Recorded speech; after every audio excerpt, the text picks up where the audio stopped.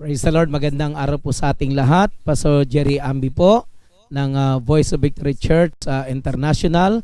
Ako po ang senior pastor at the same time ako po ang chairman ng Pamileya o Samahan ng mga Pastor. Pag sinabing Pamileya, Parañaque Ministers Leaders Association. At the same time po, ako po ay Assistant International Director and Asian Director ng Jesus the Heart of Missions Team. At ako po ay nagtapos ng Bachelor of Theology sa Master's Theological Seminary. Kumusta na po kayo mga kapatid? At nawa ay nasa maayos at maganda kayong kalagayan. Pagpalain ang inyong buhay at ingatan kayo ng Diyos na malayo sa sakit karamdaman, malayo sa panganib at disgrasya.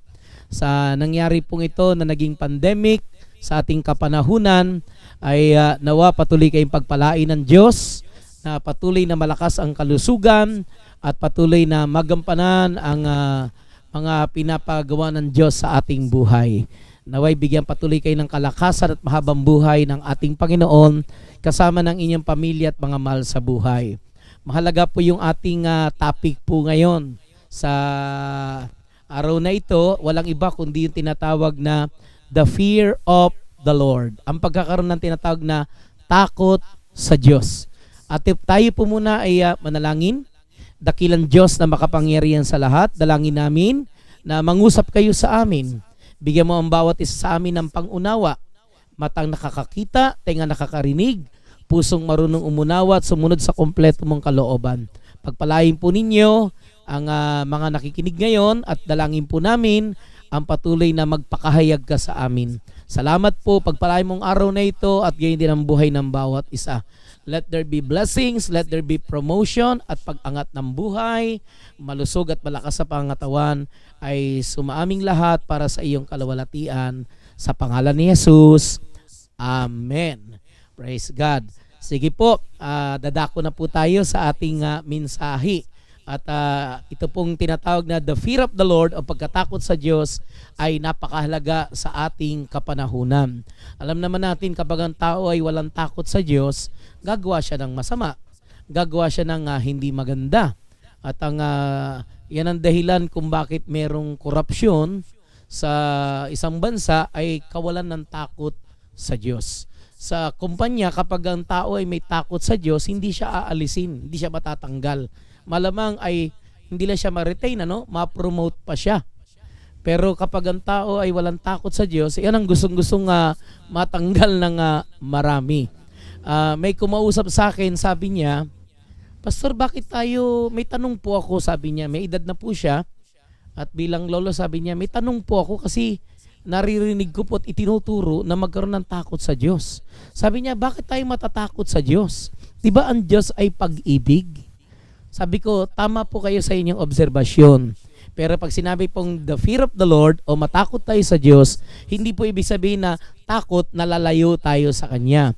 Ibig sabihin po niya, pag may takot ka sa Diyos, ayaw mong gumawa ng masama, ayaw mo na masaktan ang kalooban ng Diyos. Yun po ang ibig sabihin ng the fear of the Lord. Sige po,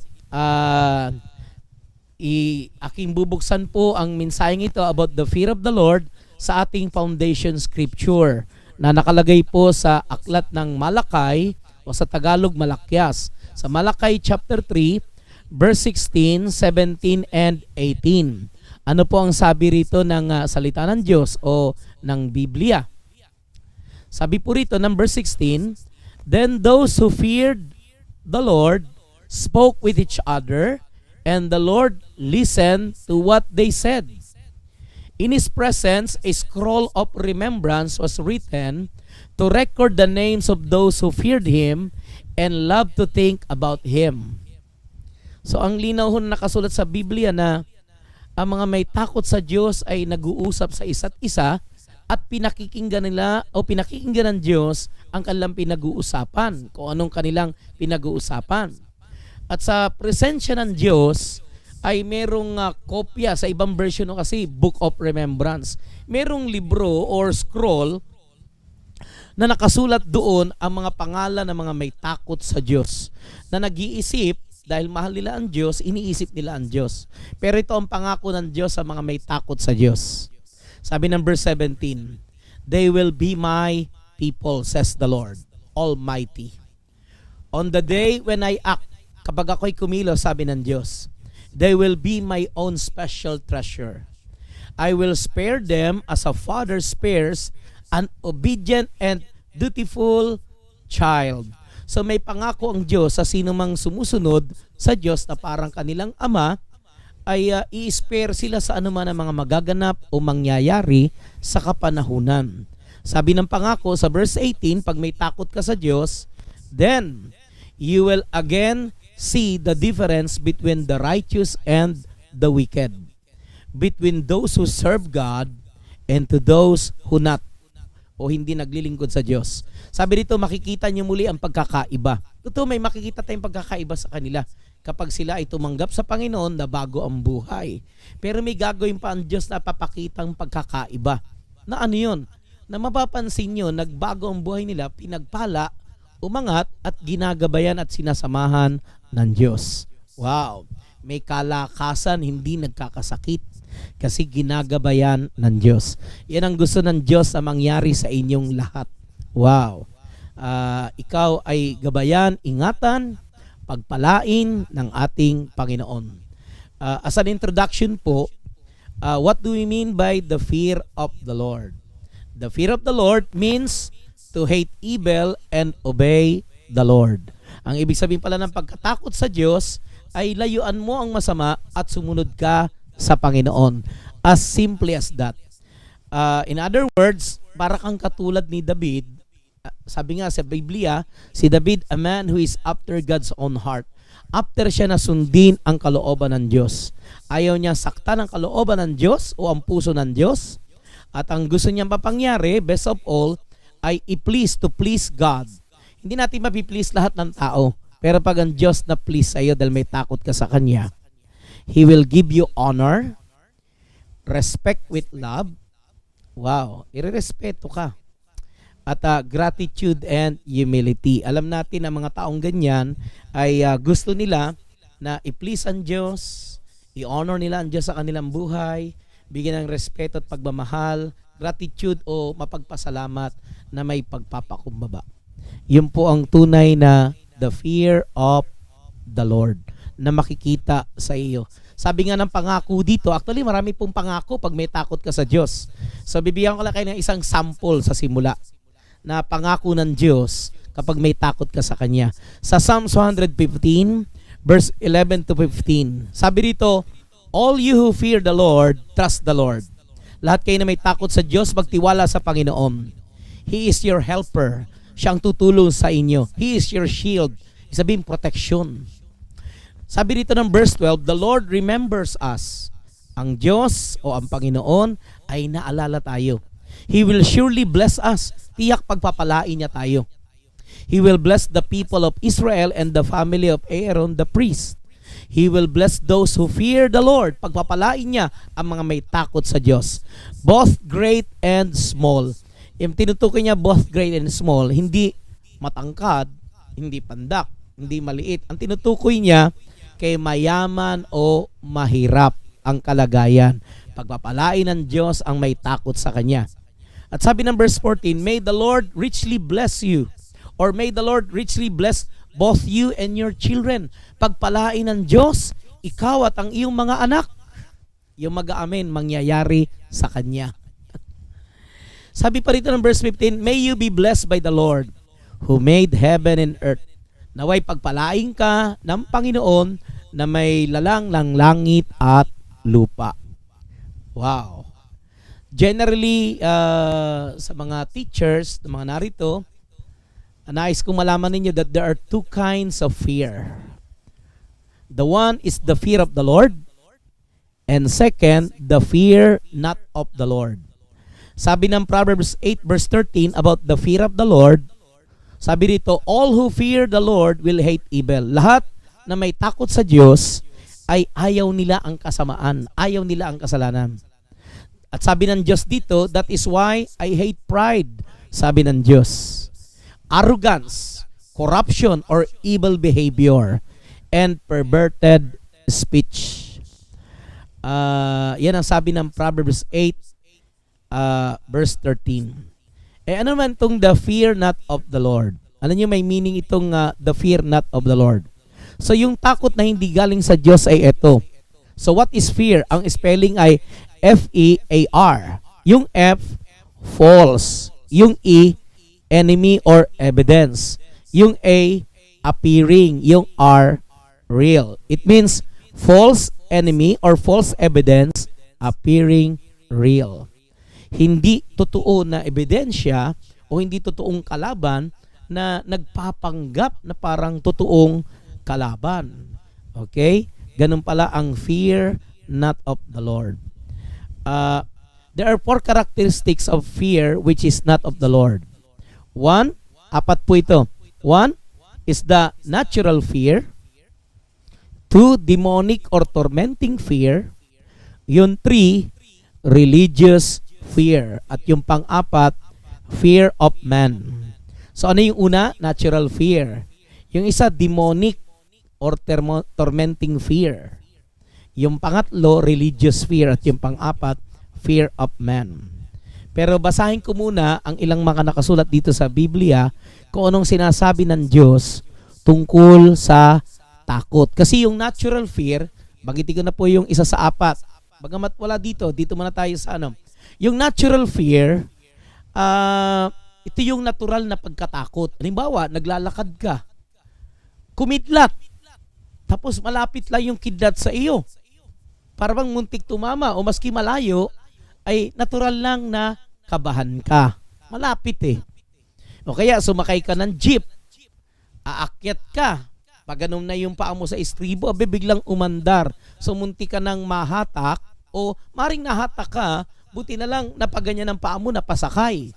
Nga lang, nakakakaba yun. Okay? Ang tawag dyan, natural fear. May mga bagay na nakakakaba. Ulitin ko, ang tawag dyan ay natural fear. Pero yung isa, ang tawag ay demonic or tormenting fear.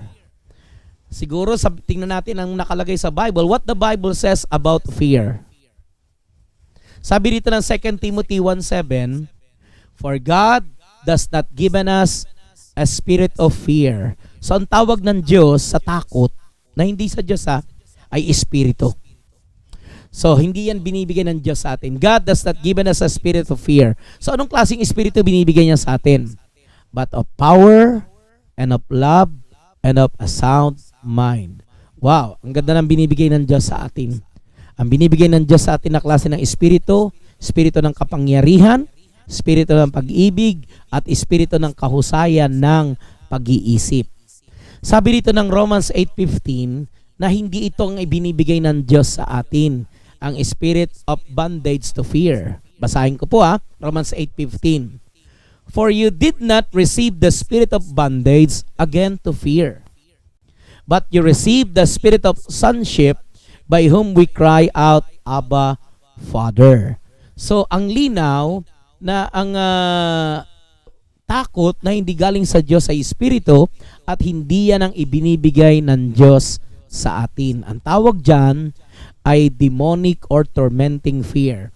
So ano ba yung mga halimbawa ng demonic or tormenting fear? Isa example, yung phobia. Okay? Ang meaning ng phobia, an unreasonable, persistent fear of a particular thing. Maraming klase ng phobia, tulad ng acrophobia. Ano yung acrophobia? Fear of heights. Takot ka sa matataas na lugar. Yung iba nga natataasan na, pumatong lang dito sa may silya o sa lamesa, nalulula na, natatakot. So, acrophobia, fear of heights. Meron namang iba, natural nakabangka kapag sobrang taas, ano? Na parang sa mayuyaw, na parang kita na yung bangin. Pero yung mabababa lang, tas kakabahan ka pa, hagdanan lang naman yung dadaanan mo, yan, demonic or tormenting fear yan. Hindi na normal po yan. Tawag dyan acrophobia. Meron namang iba yung fear of people, anthrophobia. Takot sa tao. Takot, paano ka mag-handle ng mga estudyante? Takot ka. So, kailangan mapalaya ka dyan. Sa anthrophobia, fear of people. Ayaw mong masilayan. Yan. Yung isa naman, monophobia. Ano yun? Fear of being alone. Ayaw mong mapag-isa. Kaya yung mga mapag-isa dyan, mag-asawa na. Lalo na kung lampas ka na sa kalendaryo. Ano bang kalendaryo? 31. So may pag-asa ka pa. Paano, Pastor, kung wala na sa kalendaryo, nasa thermometer? Tanggapin mo na ang katotohanan. So ang kailangan mo siguro dumungaw sa bintana. Yan. Magpaturo sa mga magagaling, sa mga expert dyan ng pagbi-makeup. Huwag naman yung sobrang kapal. Ang Diyos naman is a God of variety. Nilalang niya ang mundo na may kulay. Kaya hindi masamang magpaganda. So kailangan magpaganda. At saka dumungaw sa bintana. Okay? Mesophobia. Fear of what? Fear of dirt and germs. Kaya pala si Michael Jackson noon ay laging naka-guantes, kulay puti. Takot pala siyang marumihan. Tawag daw mesophobia. Fear of dirt and germs. Takot siya na siya ay ng bakterya. Naku, kung siya ay nabubuhay sa panahon ngayon na merong lockdown at quarantine, ay naku, hindi kakantay at di magpapakita. Kasi because of fear of dirt and germs. Ito namang isa, nyctophobia. Fear of darkness and night. Takot ka sa dilim. May kasama ka naman. Takot sa dilim. Ano pa yung isa? Ito, yung hydrophobia. Takot saan? Takot sa tubig. Ayaw maligo. May pagkakambing. Okay? So alam ko naligo kayong lahat dyan. Hallelujah. Kasi malalaman, mangangamoy. So, fear of water, hydrophobia. Actually, marami ito mga phobia-phobiang ito. Pinakalas, homilophobia. Homilophobia, ibig sabihin, fear of sermons. Takot ka mapangaralan. Takot sa preaching. Takot sa sasabihin ng kanyang mga mahal sa buhay. Napasakay ako sa elevator. Sabi nung nagkukumpuni sa kasama niya, buti pa uwi ka na. Sabi, ayoko nga sana umuwi bakit naman? Kasi alam ko si sermonan lang ako ng tatay ko. Yung lalaki ay ginanong ko sa balikat. Sabi ko, mapalad ka. Merong nagsasabi sa'yo at may nangangaral. Ako, wala na. Patay na yung tatay ko. So, mamimiss mo, no? Yung mga pangaral nila. Kaya wag nating kakalimutan at napakahalaga niyan. So, mga teacher bilang pangalawang magulang, napakahalaga ng pangaral nyo sa mga estudyante kasi yan ang magli-lead, yan ang mag-guide sa kanila.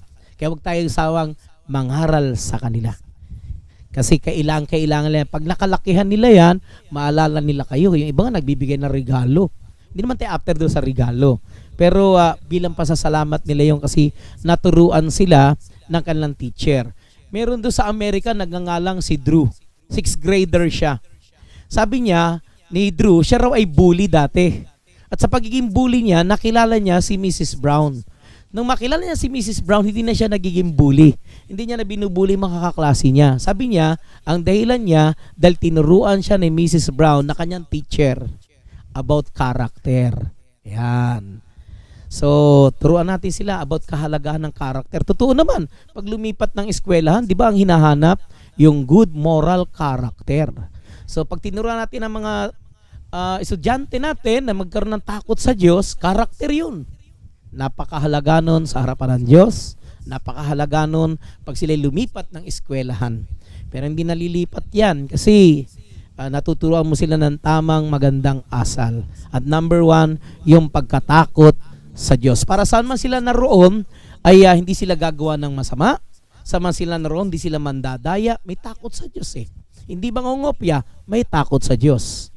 Mamaya ang ganda po nito kapag nasubaybayan natin kung ano nagagawa ng takot sa Diyos. Okay. So ano bang nagagawa ng demonic fear sa buhay ng tao? Una, you cannot sleep. Siyempre, pag di ka makatulog, ano mangyayari? Anong resulta? Insomnia. Pangalawa, you cannot eat. Anong resulta? Ulcer. And because you cannot sleep and you cannot eat, the next result is heart attack. Yan ang nagagawa ng demonic fear or tormenting fear. Tormenting or demonic fear can cripples the mind, it stops the heart, and it can change the color of your hair. Totoo, mayroong iba, batang-bata pa, mukhang matanda na. Why? Because of demonic and tormenting fear. Yan ay hindi galing sa Diyos. So, totoo, it can cripples your mind, it can stops the heart, it can change the color of your hair, and also can change the moisture of your skin and body. Pero pag meron kang fear of the Lord, wow, babata ka, gaganda ka, popogi ka. Hallelujah. At yan ay napakahalaga. Ano ba ang source? Ano ba ang pinanggagalingan ng demonic or tormenting fear? Nawa bilang teacher, huwag kayong ma-involve sa participation ng tinatawag na occultism. Alam niyo ba, may mga estudyante na naiisahan dyan. Tulad ng tinatawag na spirit of the ballpen. Meron pa silang tinatawag na spirit of the coin. Pero may mga espiritu yung ganun. At nag-aano sila ng flames kung sila ba ay para sa isa't isa. Maaring nadaanan ng mga teacher yan. Ako nadaanan ko po yan eh. Babanggitin ko po rito at babasahin ko sa Biblia ang ano ba ito mga occultism na binabanggit. Kasi nakalagay po rito sa English ng Deuteronomy 18 verse 10 to 13. Sabi rito, basahin ko muna sa English, tamaya tatagalogin ko, babasahin ko sa Tagalog. Sabi rito, never sacrifice your son or daughter as a burnt offering. Alam ko wala namang gumagawa niyan. Pero ang gumagawa niya mga satanista. Inialay ang kalang anak sa apoy. Mamamatay yun. And do not let your people practice fortune telling or sorcery. Sabi rito, huwag magpapahula. So ayaw pala ng Diyos ng panghuhula. Or allow them to interpret omens or engage in witchcraft. Or cast spells or functions as mediums or psychic or call forth the spirits of the dead. Verse 12, anyone who does these things is an object of horror and disgust to the Lord. So very disgusting pala sa harapan ng Diyos yan. You must be blameless before the Lord your God. Tagalogin ko po. Tingnan po natin. Sabi po rito ng Deuteronomy chapter 18 sa verse 13, 10 to 13. Sino man sa inyo ay huwag magsusunog ng kanyang anak bilang handog, huwag maging manghuhula. May nagpahula na ho ba sa inyo? O kayo yung manghuhula? Huwag manghuhula o huwag magpapahula. Huwag maging manghuhula o huwag gagawin ang ginagawa ng mga mananawas. Naranasan niyo na ho bang magpatawas? Ang tawas po ay nilalang ng Diyos. Sige, pakisabi sa katabi niyo, ang tawas ay nilalang ng Diyos dahil concern siya. Saan? Saan ang gamit ng tawas? Meron tawas ginagamit sa kilikili. Kilikili power. Sa paggamit ng tawas, pag merong tawag dito singaw, gamot yan eh. Sa paggamit ng tawas, meron ng iskinol ngayon na tawas. Meron pa nga tawas soap. So concern siya sa katawan natin. Okay? Natural naman talaga ang tawas kapag sinunog mo, magkokorte. Tapos sasabihin nila, uy, nagkorting aso. Uy, nagkorting kabayo, natikbalang ka. Nagkukorte naman talaga yan. So sabi rito ng Biblia, huwag magpapahula o gagawin ang ginagawa ng mga manghula. Huwag magpapatawas. Pwedeng tawasin yung kilikili. Huwag gagawin ang ginagawa ng mga mangkukulam. At huwag sasangguni sa mga espiritu ng patay. Ibig sabihin din po nito, huwag kayong sasangguni sa mga albularyo. Kasi ang albularyo po ay mga mangkukulam din. Ulitin ko po, kasi marami na pong mga nangamatay na sinabihan namin, wag na kayong bumalik sa albularyo kasi mangkukulam yan. Alam niyo po, di sila nakinig. Nangamatay ho, anak nila, mahal nila sa buhay. Kasi ang dami na hong mangkukulam sa panahon natin ngayon. Lalo na kung mahilig kayo magpagupit, kailan kilala niyo po yung nagugupit sa inyo. Lalo na kung nagugupit sa inyo ay mangkukulam pala. Lalo na kung type ka niya. Type na ano? Type kang kulamin. So maganda ay dali nyo po sa amin kasi yung mga inaayawan po ng mga pare at madre at ng mga albularyo ay dinadala sa amin. Wala namang bayad. Napapalaya sila. Okay? At pwede nyo ring dalhin sa asawa ni Principal Ma'am Tess kasi ginagamit din yan sa exorcism o pagpapalaya sa mga demonyo. Marami ng karanasan siya sa ganyang bagay na yan kasi tinitrain namin sila. At huwag kayong matakot. Yang inyong ring principal ay ginagamit din ng Panginoon sa ganyang bagay. So, ito'y paalala lang po sa amin. Lalo na kung may mga estudyante kayo na may nakikitang mga masamang espiritu, may mga estudyante kayo na ginugulo ng masamang espiritu, dinadala nila sa albularyo, di kaya, nandyan lang po kami. Pwede nyo kaming ipatawag. Handa naman kaming tumulong. Makikita nyo ang kapangyarihan ng Diyos na totoo ang Diyos ay buhay at makapangyarihan. So kaya natin ito nababanggit kasi para malaman natin na yan pala ang nagagawa ng takot na hindi galing sa Diyos. Yung isa, natural fear. Ito namang isa na pangalawa ay demonic or tormenting fear. At ang dahilan pala ng tormenting fear or demonic fear kapag na-involve tayo sa mga ipinagbabawal ng salita ng Diyos. Tulad ng panguhula o na nagpahula. Nakaranas ka na bang magpahula? Taas po ang kanang kamay na nakaranas magpahula para makita ng inyong principal o inyong co-teacher. Nakaranas na ba kayo na kayo ay baka kayo yung manghuhula o kaya pagpatawas o nagpatingin sa albularyo? Sabi rito, huwag gagawin yun. Huwag sasangguni.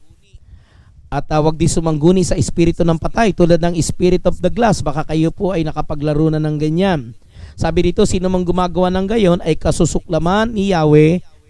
At yan ang dahilan kaya kayo itinataboy niya sa lugar na inyong pinananahanan. At magpakatapat kayo sa Kanya, sa Panginoon. Huwag niyong tutularan ang ginagawa ng ilan. So be blameless in the Lord. So, ang tawag po dyan, demonic or tormenting fear. So, ngayon po,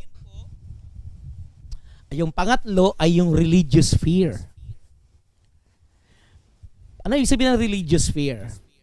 You obey your religion and all its teachings and practices not because you love God, but because of fear or you are afraid of. Nakaranas na ba kayong nakadalo ng gawain ng born again? Kinakabahan kayo? Kasi ang nasa isip nyo, baka palitan ng religion nyo. Nga pala, good news. Ang gawain natin ay walang tinataas na religion. Kasi hindi naman religion na napako sa krus, walang iba kundi si Jesus. Ang kailangan natin ay relasyon sa Diyos sa magitan ng Panginoong Hesukristo. Pagdating sa langit, di naman tatanungin kung anong religion mo. Ang mahalaga, may relasyon ka sa Diyos. Dahil ang religion ay walang dugo, para maglinis at magpatawad ng kasalanan ng tao. Si Jesus lang ang merong klase ng dugo na naglilinis na nagpapatawad ng kasalanan ng tao. Ngayon ito, yung religious fear.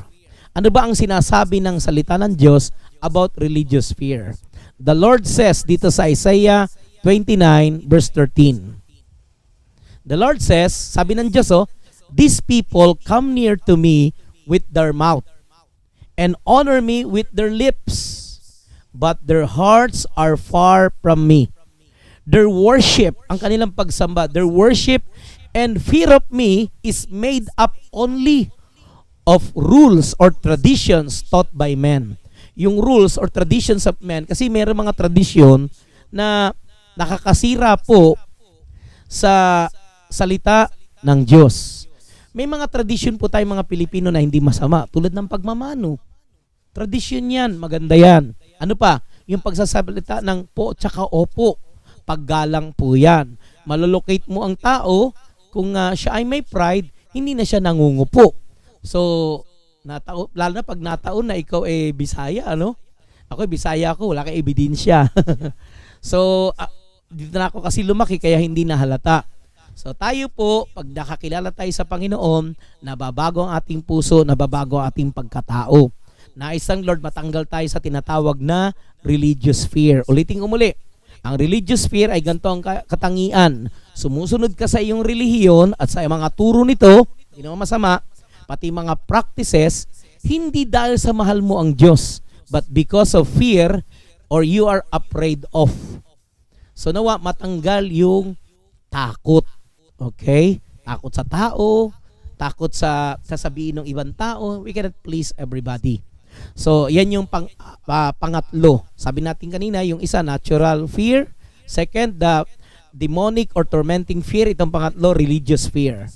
Ang panlaban sa religious fear, Word of God. Ang pang-apat na takot na hindi sa Diyos ay itong fear of man. Ano ibig sabihin ng fear of man? You disobey God because of fear of man. Ano ibig sabihin nun? Nagiging man-pleaser ka. You become man-pleasers and afraid of what they're gonna say. Natatakot ka sa sasabihin nila, natatakot ka sa iisipin nila, natatakot ka sa gagawin nila. Ganon ang man-pleaser. So nagkaroon ka ng tinatag na fear of man. You disobey God because of fear of man. Sabi ng Proverbs 29 verse 25, the fear of man brings a snare. Ang pagkatakot sa tao ay nagdadala ito ng bitag. But whoever trusts in the Lord shall be saved. Siya na nagtitiwala sa Panginoon ay ligtas. Sabi rito ng Isaiah 51 verse 7, hear me, sabi ng Diyos, pakinggan ninyo ko, hear me, you who know what is right. Pakinggan niyo ko, kayo na nakakaalam ng tama. You people who have my law in your hearts. Kayo na mga tao na ang aking batas ay nasa inyong puso. Do not fear the reproach of men. Huwag niyong kakatakutan ang sasabihin ng mga tao. Or be terrified by their insults. Huwag kayong matakot sa pang-iinsulto nila. Okay? Yan po ang utos ng ating Panginoon. Huwag tayong matakot sa tao kasi ang tao ay wala namang magagawa sa atin. Basta huwag tayong maging man-pleaser. Kung alam mo na sa tama ka at may takot ka sa Diyos at ginagawa mo ang kalooban ng Diyos, go on. Sabi rito na Matthew chapter 10 verse 28 and Luke 12 verse 4 and 5, pinagsama ko na po. Sabi ni Jesus, don't be afraid of those who want to kill you. They can only kill your body. They cannot touch your soul. Fear only God. Magkaroon ka lang ng takot sa Diyos who can destroy both soul and body in hell. So huwag kang matakot sa mapatay ng katawan tulad ng pandemic na coronavirus. Saan ka matakot sa Diyos na may kakayanang pumatay ng katawan at ng kaluluwa sa impyerno. At sabi rito ng Biblia sa Matthew chapter 5 verse 10 to 12, "Blessed are those who are persecuted because of righteousness, for theirs is the kingdom of heaven." Nakaranas mo na bang ikay usigin? Mapalad ka, sabi ng Biblia. At sabi pa rito ng verse 11, "Blessed are you when people insult you." Iniinsulto ka. "Persecute you and falsely say all kinds of evil against you because of me." Dahil sabi ng Panginoon, dahil sa akin. Sabi ni Jesus, "Rejoice and be glad." Matuwa ka, magalak ka, because great is your reward. Dakila ang iyong gantimpala sa langit. Great is your reward in heaven. For in the same way, they persecuted the prophets who were before you. Sabi pa rito ng 2 Timothy 2:13, kung nasa Panginoon ka, all that will live godly in Christ Jesus shall suffer persecution. So kung ikay namumuhay ng mabuti, kung ikay namumuhay na bilang tunay na Kristiyano, natural lang na may mainggit sa iyo o ma-persecute ka. Pero kung matakot, sasamahan ka ng Diyos. Mahal ka ng ating Diyos. Ibig sabihin may promotion na darating sa iyo. Merong akong narinig na ito unknown author nagsabi nito the only thing necessary for the triumph of evil is for good men to do nothing, or in order for the or evil to triumph, let good or righteous people do nothing. Hindi naman tayo papayag na tayong mga matuwid ay mananahimik na lang. Kailangan magsabi tayo kung ano yung tama at katotohanan. Sabi nga rito ng James 4:17, "If you don't do what you know is right, you have sinned." Kung alam mo yung tama at di mo ginawa, ito'y kasalanan. Praise God. Tama po ito na maringgan natin ang mensahe ng pagkaroon ng takot sa Diyos, kasi malaki nagagawa nito sa ating buhay. Sa Tagalog, ito pong sabi, kaya nga, ang sino man nakakaalam sa paggawa ng mabuti o ng tama at hindi ito ginagawa, ito ay kasalanan sa kanya. So may pangako po ang Biblia para lalo na yung mga bata o kabataang hawak natin. Sabi nga rito ng Psalms 119 verse 9 at saka verse 11, "How can a young person stay pure?" Young person mga kabataan o mga bata. "How can a young person stay pure?" Sabi dito, "By obeying your word." Pagsunod sa salita ng Diyos. Sabi nga ni David, "I have hidden your word." Tinago ko ang iyong salita sa aking puso, that I might not sin against you. Tinago ko ang iyong salita sa aking puso para hindi ako magkasala sa iyo o hindi tayo magkasala sa Diyos. Alam niyo ba, pwede pala nating ma-perfect ang kabanalan sa buhay, hindi yung kabalbalan, kabanalan, pag may takot tayo sa Diyos. Sabi ng 2 Corinthians chapter 7 verse 1, "Therefore, having these promises, beloved, let us cleanse ourselves from all filthiness." Maging malinis tayo sa lahat ng karumihan. Karumihan saan? Of the flesh and spirit. Sa laman at sa espiritu. Paano mangyayari yon? Perfecting holiness in the fear of God. So pwede pala maging dalisay, ma-perfect natin ang kabanalan kapag may takot sa Diyos. Dito tayo sa pinakahuli. What are the blessings if we have the fear of the Lord? Ano ba ang pagpapala kapag meron tayong takot sa Diyos? Sa mga gustong tumalino dyan, alam niyo, nung first time ko mabasa ang Bible at di sinasadya, na sa aking pagbabasa ay nabuksan ko itong Book of Proverbs. Alam niyo, magandang ituro o magandang regalo sa mga estudyante na basahin nila ang Book of Proverbs. Kasi patungkol to sa mga bata, patungkol to sa mga kabataang lumalaki na kung gusto pala nila maging matalino, ay magkaroon sila ng takot sa Diyos. Why? Dahil sabi ng Proverbs 1:9, the fear of the Lord is the beginning of knowledge. So, sa ibang version o sa ibang talata, the fear of the Lord is the beginning of wisdom. Sabi dito ng Job 28 verse 28. Ulitin ko muli.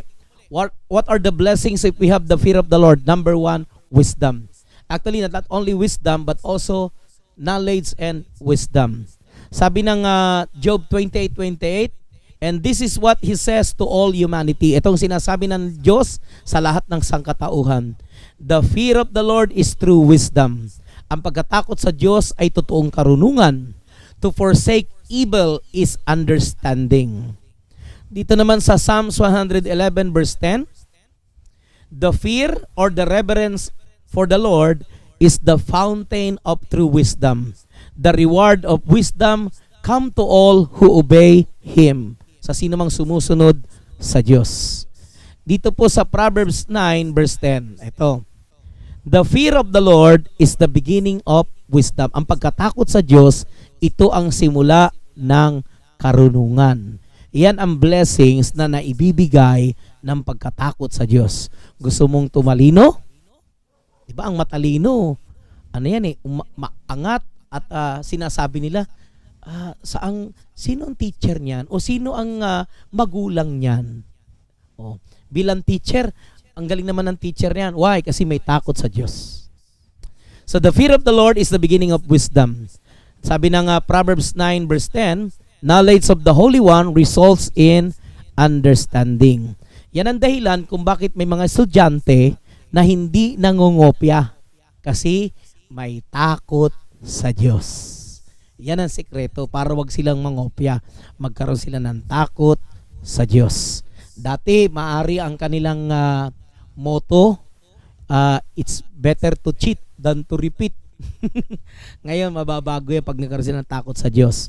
Pangalawa na blessing ng pagkatakot sa Diyos, yung spiritual cleansing in front of God, na nakalagay sa Psalms 19 verse 9. Sabi rito, the fear of the Lord is clean. Ang pagkatakot sa Diyos ay malinis, enduring forever. The judgments of the Lord are true and righteous altogether. Wow! Ang kagandahan nito, if we live in the fear of the Lord, your spiritual life, ang pamumuhay mong spiritual ay laging malinis. Walang pangamba, walang takot. Pangatlo na blessing ng pagkatakot sa Diyos, has favor from the Lord. Magkakaroon ka ng pabor buhat sa Diyos. What kind of favor? Kasama rito yung favor of guidance, instruction, and prosperity. Yan ay pangako, is a promise of God, especially to those who fear Him, pag may takot ka sa Diyos. Sabi ng Psalms 25 verse 12 to 14, sabi rito, who is the man that fears the Lord? Him shall He teach in the way He chooses. He Himself shall dwell in prosperity. Pag may takot sa Diyos, mamumuhay siya ng may kasaganaan. And his descendants, ang kanyang pamilya, ang kanyang ninuno, o kanyang lahi, and his descendants shall inherit the earth. Wow! Kakaroon ka ng sariling lupa at bahay. The secret of the Lord is with those who fear Him. Ang sikreto ng Diyos ay nandoon sa mga may takot sa Kanya, takot sa Diyos. And He will show them His covenant. Ganda ng mga pangako ng Diyos, ano? So gusto mo ba, kapatid, ng wisdom? Gusto mo ba ng spiritual cleansing, clean in front of God? Gusto mo ba ng favor from the Lord? Have the fear of the Lord. Pang-apat, pag may takot ka sa Diyos, meron kang mahaba at mabuting buhay. Has long and good life, according to Psalms 34, verse 11 and 12. Ano sabi po doon? Basahin ko. Sabi dito ng Diyos, come my children, and listen to me, and I will teach you the fear or to fear the Lord. Halika kayo mga anak at tuturuan ko kayo, sabi ng Diyos. Tuturuan ko kayo na magkaroon ng takot sa Diyos. Do any of you want to live a life that is long and good? Gusto mo ba ng mahaba at mabuting buhay? Ang sekreto pala, pagkatakot sa Diyos. Ganda, no? Pang-ilan na? Pang-5. Pag may takot ka sa Diyos, anong meron ka? Has confidence and far from snares of death. Meron kang confidence sa sarili, hindi ka natatakot. At malayo ka sa bitag ng kamatayan. Yan ang sabi ng Proverbs 14, verse 26 and 27. Sabi rito, in the fear of the Lord, there is a strong confidence. And His children will have a place of refuge. Mga teacher, hindi lang yung mga estudyante nyo, kundi pati mga anak nyo, pag may takot sa Diyos, ay meron silang malakas. Hindi lang basta confidence, strong confidence sa sarili. At hindi lang yun, magkakaroon sila ng place of refuge. Sabi pa rito ng verse 27, the fear of the Lord is a fountain of life to turn one away from the snares of death. Malayo sila sa panganib, malayo sila sa disgrasya. Kasi may takot sa Diyos. Hindi katulad ng mga walang takot sa Diyos, bara-bara ba, isa lang pumupunta, layas dito, layas doon. Ano nangyari? Napapaaway. Ano pa nangyayari? Nabibingit ang buhay. So pag may takot sila sa Diyos, alam nilang mga hakbangin kung anong dapat. Kasi nakikinig sila sa kanilang teacher, sa kanilang mga magulang. Yan ang nagagawa ng pagkakaroon ng takot sa Diyos. Pag may takot ka sa Diyos, meron kang abiding satisfaction. According to Proverbs 19:23. Sabi rito, the fear of the Lord leads to life. And he who has it, ang meron takot sa Diyos, will abide in satisfaction. Kapatid, kung hindi ka satisfied sa buhay mo, kailangan magkaroon ng fear of the Lord. Yan ang dahilan kung bakit ang iba ay gumagawa ng masama, patay ng patay, hindi satisfied. Wala silang abiding satisfaction. Pero pag may takot sa Diyos, it leads to life. At sabi pirito, and he who has it will abide in satisfaction. He will not be visited with evil. Hindi siya bibisitahin ng masama, pati ng demonyo. May takot sa Diyos Yung mga may takot sa Diyos, yan ang pinagmamalaki ng Diyos. Naalala ko tuloy si Job ng Job chapter 2 and chapter 3. Sabi ng Diyos kay Satanas, nakita mo ba ang lingkod kong si Job? Walang katulad niya, siya ay may takot sa akin. Kaya pala pinagpapala si Job. Ano pa ang nagagawa ng pagkakaroon ng takot sa Diyos? It gives riches, honor, and life. Sabi ng Proverbs 22 verse 4, sabi dito, by humility and the fear of the Lord are riches, honor, and life. Gusto mo ba ng riches? Gusto mo ba ng honor and life? Have the fear of the Lord. The last but not the least ay yung magkaroon ka ng security. Assured life, ika nga. And hope in the future. According to Proverbs 23, verse 17 to 18. Mapapansin nyo noon, dami sa Proverbs at may ilan sa Psalms. Sabi rito ng Proverbs 23 verse 17, do not let your heart envy sinners. Huwag kang mainggit sa mga masasama.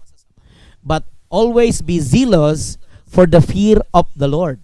Bakit? Ano ba nagagawa nito? Verse 18, for surely you have a future ahead of you.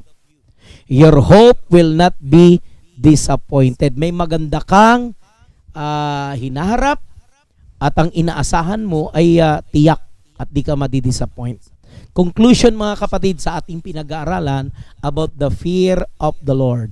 According to Ecclesiastes 12 verse 13 and 14, sabi rito ni Solomon na sumulat ng Proverbs at saka Ecclesiastes, here is my final conclusion. Ano yung final conclusion? Fear God and obey His commands. For this is the duty of every person. Verse 14, God will judge us for everything we do, including every secret thing, whether good or bad.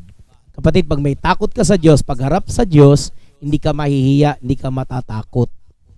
Kasi yung takot mo sa Diyos, iyan ang magbibigay sa iyo ng confidence na makaharap ka sa Diyos. At wala kang dapat ikatakot kasi ang Diyos ay sumasa iyo at gagabay sa iyo. Nawa may natutunan po tayo. Ngayon, in order to maintain the fear of the Lord, mga kapatid, ang payo ko sa bawat isa, sinasabi ng Deuteronomy 31 verse 9 to 13 at sinasabi na ng Deuteronomy 17 verse 14 to 20 na ang pagbabasa pala ng Biblia ay nagkakaroon kayo ng takot sa Diyos. Yun po ang sikreto para magkaroon kayo ng takot sa Diyos. Magkaroon tayo ng uhaw at gutom sa salita ng ating Panginoon. Ipagpipray ko na po kayo ngayon. At salamat sa Diyos sa kanyang salita na nagbibigay buhay po sa atin. Dakilang Diyos sa makapangyarihan sa lahat, tinataas ko sa iyong palang kamay. Hindi lang ang kanilang principal, gayon din ang kanilang mga teachers. Pagpalain mo po sila at dalangin po namin kumilos kayo sa kanilang buhay. Pagpalain mo ang buhay ng bawat isa, gayon din ang kanilang eskwelahan. Let the fear of the Lord maghari sa kanilang buhay.